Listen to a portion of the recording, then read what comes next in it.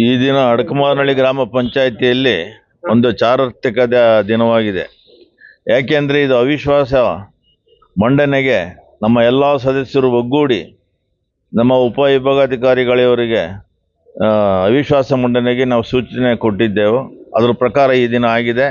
ಅದರ ಪ್ರಕಾರ ನಮ್ಮ ಗ್ರಾಮ ಪಂಚಾಯತ್ ಅಧ್ಯಕ್ಷರು ಇದುವರೆಗೂ ಅಧ್ಯಕ್ಷರಾದ ನಂತರ ಮಾರ್ಚ್ 12/3/2025 ಇಸ್ವಿ ಮಾಡಿರ್ತಕ್ಕಂಥ ಸಾಮಾನ್ಯ ಸಭೆ ಹೊರತುಪಡಿಸಿ 9 ತಿಂಗಳು ದಾಟಿದರೂ ಇಲ್ಲಿಯವರೆಗೂ ಒಂದು ಗ್ರಾಮ ಸಭೆ ಆಗಲಿ, ವಾರ್ಡ್ ಸಭೆ ಆಗಲಿ, ಸಾಮಾನ್ಯ ಸಭೆ ಆಗಲಿ ಕರೆದಿರುವುದಿಲ್ಲ. ಇದು ಅಡಕಮಾರನಹಳ್ಳಿ ಗ್ರಾಮ ಪಂಚಾಯತ್ ಆಡಳಿತ ಕುಂಠಿತವಾಗಿದ್ದು, ಹಾಗಾಗಿ ನಾವು ಅವಿಶ್ವಾಸ ಮಂಡನೆಯನ್ನು ಪ್ರಸ್ತುತಪಡಿಸಿದ್ದೆವು.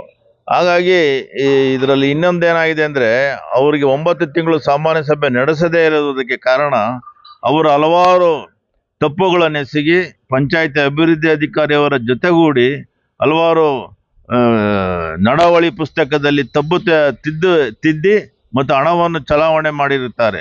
ಯಾಕೆಂದರೆ ಅದರ ಪ್ರಕಾರ ನಾವು ಈಗಾಗಲೇ ಕಾರ್ಯನಿರ್ವಾಹಕ ಅಧಿಕಾರಿಯವರಿಗೆ ಕಂಪ್ಲೇಂಟ್ ಮಾಡಿದ್ದೆವು. ಅವರಿಗಾಗಲೇ ತನಿಖೆ ಮಾಡಿ ಅದು ಸಾಬೀತುಪಡಿಸಿ ಈಗ ಮುಖ್ಯ ಕಾರ್ಯನಿರ್ವಾಹಕ ಅಧಿಕಾರಿಯವರಿಗೆ ಅದನ್ನು ವರ್ಗಾಯಿಸಿದ್ದಾರೆ. ಆದರೂ ಸರ್ಕಾರದವರು ಇದುವರೆಗೂ ಅದ್ರ ಬಗ್ಗೆ ಏನು ಕ್ರಮ ತೆಗೆದುಕೊಳ್ತಾ ಇಲ್ಲ. ಅದಕ್ಕೂ ಹೋರಾಟ ಮಾಡ್ತೀವಿ. ಇದರಲ್ಲೂ ನಮಗೆ ಸತ್ಯಕ್ಕೆ ಜಯ ಆಗಿದೆ. ಇದು ಅವಿಶ್ವಾಸ ಗೊತ್ತೋಳಿ.